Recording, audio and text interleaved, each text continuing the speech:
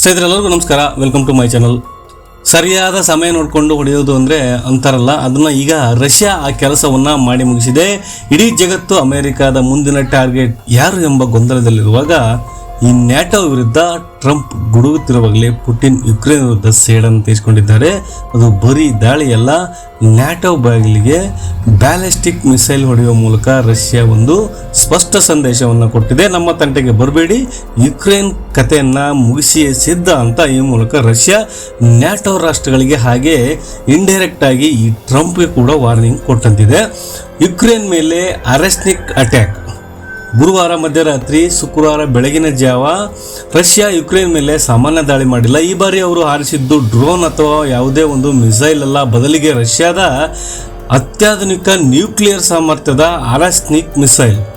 ಈ ಹಿಂದೆ ಒಮ್ಮೆ ಈ ಮಿಸೈಲ್ ಅನ್ನು ಬಳಸಿತ್ತು, ಆದರೆ ಆ ಜಗತ್ತು ತುಂಬ ಅಸಮಾಧಾನ ವ್ಯಕ್ತಪಡಿಸಿದಾಗ ರಷ್ಯಾ ಅದನ್ನು ಅಲ್ಲಿಗೆ ಕೈ ಬಿಟ್ಟಿತ್ತು. ಆದರೆ ಈಗ ಮತ್ತೆ ಆ ಅಣು ಸಾಮರ್ಥ್ಯದ ಮಿಸೈಲನ್ನು ಬಳಸಿರೋದು ಯುಕ್ರೇನ್ಗೆ ಅಷ್ಟೇ ಅಲ್ಲ, ಅಮೆರಿಕ ಮತ್ತು ಯುರೋಪ್ ಬೆಚ್ಚಿ ಬೀಳಿಸುವಂತೆ ಮಾಡಿದೆ.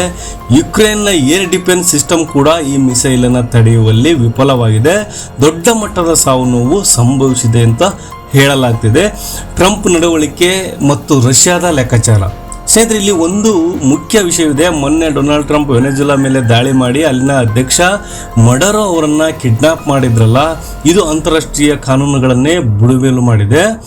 ಶಕ್ತಿ ಇದ್ದವನು ಏನು ಬೇಕಾದರೂ ಮಾಡ್ಬೋದು ಎಂಬ ಹಾದಿಯನ್ನು ಅಮೆರಿಕ ಎಲ್ಲರಿಗೂ ಕೂಡ ತೋರಿಸಿಕೊಟ್ಟಿದ್ದೆ. ಇದನ್ನೇ ರಷ್ಯಾ ಈಗ ಅಸ್ತ್ರವಾಗಿ ಬಳಸಿಕೊಳ್ತಿದೆ.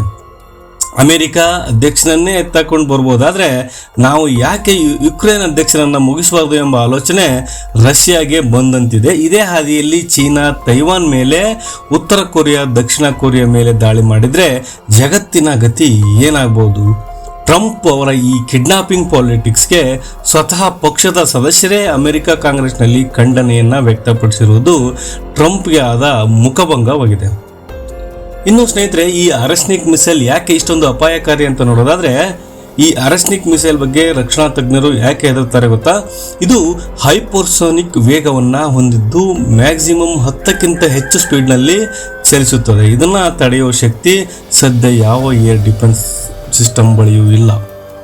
ಇದರ ವ್ಯಾಪ್ತಿ ಬಂದು 3000ರಿಂದ 5500 ಕಿಲೋಮೀಟರ್ ದೂರದ ಗುರಿಯನ್ನು ಅದು ಆಯಾಸವಾಗಿ ಹೊಡೆಯಬಲ್ಲದು. ಅಂದರೆ ಇಡೀ ಯುರೋಪ್ನ ರಷ್ಯಾದ ಟಾರ್ಗೆಟ್ನಲ್ಲಿದೆ ಅಂತ ಅರ್ಥ. ಇದು ಏಕಕಾಲಕ್ಕೆ ವಿವಿಧ ಗುರಿಗಳನ್ನು ಹೊಡೆಯುವ MIRV ತಂತ್ರಜ್ಞಾನವನ್ನು ಕೂಡ ಹೊಂದಿದೆ. ಅಮೆರಿಕ ನೌಕೆಗಳಿಗೆ ಕಂಟಕ. ಅಮೆರಿಕದ ಹೆಮ್ಮೆಯ ಏರ್ಕ್ರಾಫ್ಟ್ ಕ್ಯಾರಿಯರ್ಗಳನ್ನು ಕೂಡ ಇದು ನಿಷ್ಕ್ರಿಯಗೊಳಿಸಬಲ್ಲದು ಎಂದು ತಜ್ಞರು ವ್ಯಕ್ತಪಡಿಸಿದ್ದಾರೆ. ಇನ್ನು ನ್ಯಾಟೋ ಹೊಸ್ತಿಲಲ್ಲಿ ಯುದ್ಧದ ಕಾರ್ಮೋಡ. ಈ ಬಾರಿ ರಷ್ಯಾ ದಾಳಿ ಮಾಡಿದ್ದು ಕ್ಯೂ ಅಥವಾ ಕಾರ್ಕ್ಯೂ ಮೇಲಲ್ಲ, ಬದಲಿಗೆ ಲೆವಿವ್ ನಗರದ ಮೇಲೆ. ಮ್ಯಾಪ್ನಲ್ಲಿ ನೋಡಿ, ಇದು ಪೋಲ್ಯಾಂಡ್ ಗಡಿಗೆ ಅಂಟಿಕೊಂಡು ನಿಂತಿದೆ.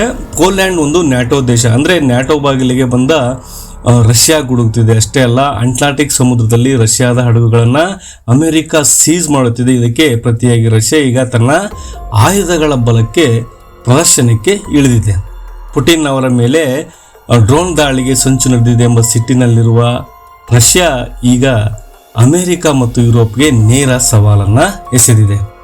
ಒಂದೆಡೆ ಟ್ರಂಪ್ ಅವರು ಗ್ರೀನ್ಲ್ಯಾಂಡ್ ಮತ್ತು ಅಥವಾ ಇರಾನ್ ಮೇಲೆ ಕಣ್ಣಿಟ್ಟಿದ್ದಾರೆ. ಇನ್ನೊಂದೆಡೆ ನ್ಯಾಟೋ ದೇಶಗಳ ನಡುವೆ ಗೊಂದಲ ಉಂಟಾಗಿದೆ. ಈ ಅಸ್ಥಿರತೆಯ ಲಾಭ ಪಡೆದು ರಷ್ಯಾ ಯುಕ್ರೇನ್ ಕತೆ ಮುಗಿಸಲು ಮುಂದಾಗಿದೆಯೇ, ಅಥವಾ ಇದು 3ನೇ ಮಹಾಯುದ್ಧಕ್ಕೆ ನಾಂದಿ ಹಾಡುತ್ತಾ? ಕಾದು ನೋಡಬೇಕು. ನಿಮಗೇನಿಸುತ್ತೆ? ಟ್ರಂಪ್ ಅವರ ಈ ನಡೆಯಿಂದ ಜಗತ್ತು ಅಶಾಂತಿಯತ್ತ ಸಾಗುತ್ತಿದೆ? ಕಮೆಂಟ್ ಮಾಡಿ ತಿಳಿಸಿ. ಮತ್ತಷ್ಟು ವಿಶೇಷ ಮಾಹಿತಿಗಳೊಂದಿಗೆ ಮತ್ತೆ ಭೇಟಿಯಾಗೋಣ. ಅಲ್ಲಿವರೆಗೂ ಜೈ ಹಿಂದ್, ಜೈ ಕರ್ನಾಟಕ, ವಂದೇ ಮಾತರಂ.